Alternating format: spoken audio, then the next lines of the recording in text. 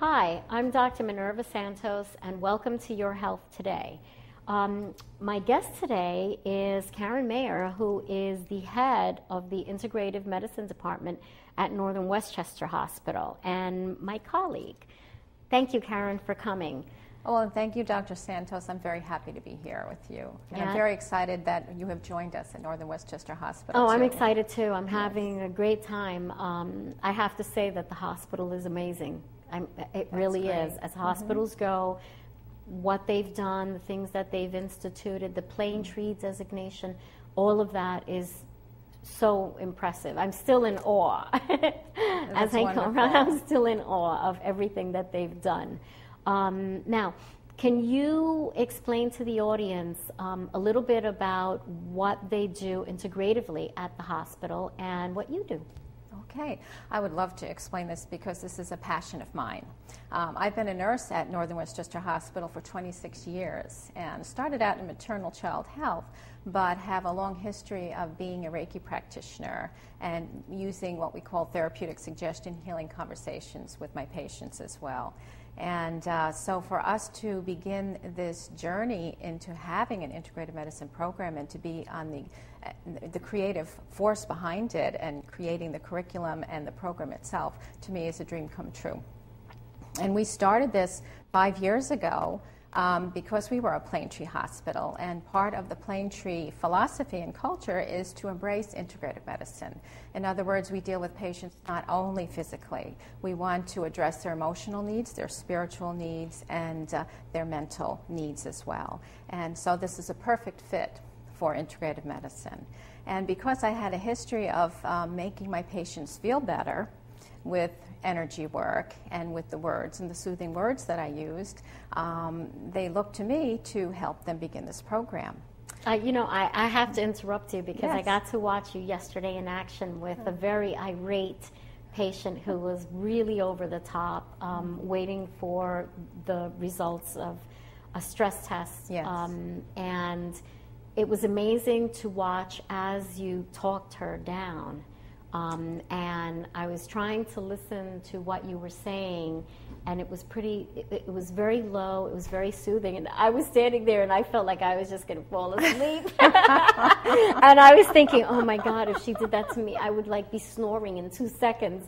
But it was interesting, and the best part was that when you finished, she basically not only thanked you, but said that was a place that she needed to try and get to more often, and that she was going to try, without even you prompting her, try to do that every day. Isn't that wonderful?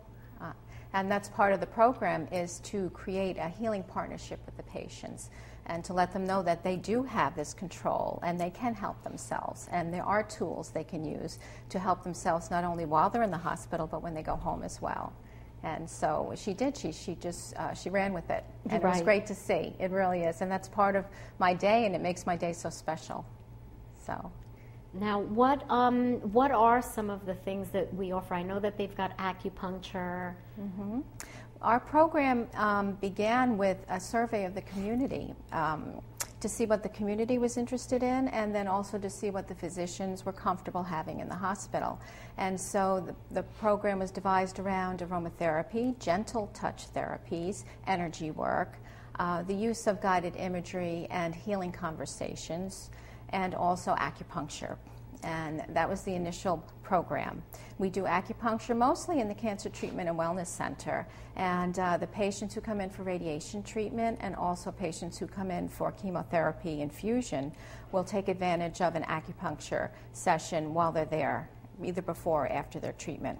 Right. Now, tell me about the aromatherapy. How does that work? Because I think patients are under the impression that you stick one of those wall things and that's aromatherapy, that you walk into a room and it smells good. Okay. Well, as a certified aromatherapist, it's a little different. Right. Yes. We use oils therapeutically. Essential oils are pure, unadulterated, no preservatives, and harvested at the proper time when they are going to be most beneficial and effective in the system. And oils work very differently. They work with the limbic system in the brain, but some oils will help to soothe you. Other oils oils will help relieve stuffiness and congestion. Other oils will help you to urinate after surgery. And other oils will help to re-energize you and perhaps lift your mood. So the oils that I use are really just depend on what the patient needs. Right. And so I ask the patient exactly what it is, how I can help them. And they tell me what their pain is on a scale of 0 to 10. They'll tell me what their anxiety is on a scale of 0 to 10. I'll ask them why they're in the hospital so that I know that they're understanding why they're in the hospital. And then we work from there with whatever the modalities are. But even if a patient is unsure as to whether they want an energy session or they would like a touch therapy, I usually will say to them, well, do you like the smell of lavender? Lavender is very soothing and very relaxing. And, oh, I love lavender. And so I will take a few drops of an essential oil, place it on a cotton pad, and tuck it into their pillowcase. And immediately you get a smile. Right, I've seen that. Yes. Not only do we get a smile from the patients, but the staff chase me down the hallway. Can I have some of that? People say they smell me coming, and that's okay. That's a good thing. That's right. So aromatherapy is actually very effective, and it's kind of like an icebreaker for me to come into a room with integrative medicine, because as I said, there are many people in the community who just don't know what energy work is. They're just not sure if they want to be touched therapeutically. Right. And so they will be a little bit leery of it. But the aromatherapy is the icebreaker. Not only that, I will go to the emergency room with pet therapy. Oh, yes, that's right, pet therapy. Yes, we have pet therapy dogs, and I will poke my head into the little cubicles and say hello and ask them if they'd like to see the pet therapy dog. And then while I'm in there, if I see high anxiety, I always have lavender in my pocket, and I'll offer them some lavender, and I'll sit there and I'll do some healing conversation, much as you experienced in the room with the patient, and talk them into a more relaxed state, and teach them breath work to help them relax, or how to relax their muscles. Right. Now, tell me about energy work. Explain to the audience what exactly is energy work, because one of the things that people need to realize is that in medicine, we use electricity and energy all the time. Your EKG machine is a measure of your electric system in your body. So it's not something that is far-fetched or something that's out there. We use it all the time. Absolutely, I totally agree with you. And it's something that I've used as a nurse since 1991, when I became a Reiki practitioner. And I'm now at the master teacher level. And energy work is something that people can't really see, so it is something that they're not really sure of. And oftentimes I'll say, well, if it's something that you would like to try, this will rebalance your body. It works with the energy in your body to help you get to a better place in the healing process, to help enhance relaxation, to help your body be in the place it knows where to be to do what it has to do in the best way possible.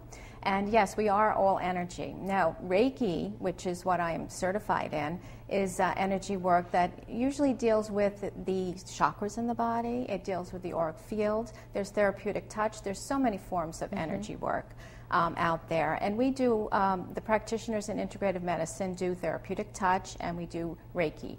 Reiki is the form of energy work that we teach other staff how to do in the hospital. Ann West and myself, as the integrative medicine staff, will teach any staff that is interested in how to do this. The nice part about energy work is you don't need a formal session. You don't need a lot of time for energy work to help a patient. Merely by touching their shoulder while you're speaking to them, you're transferring the energy that is rebalancing to the body, and you see significant results just in that amount of time. And this is what the staff is learning as well.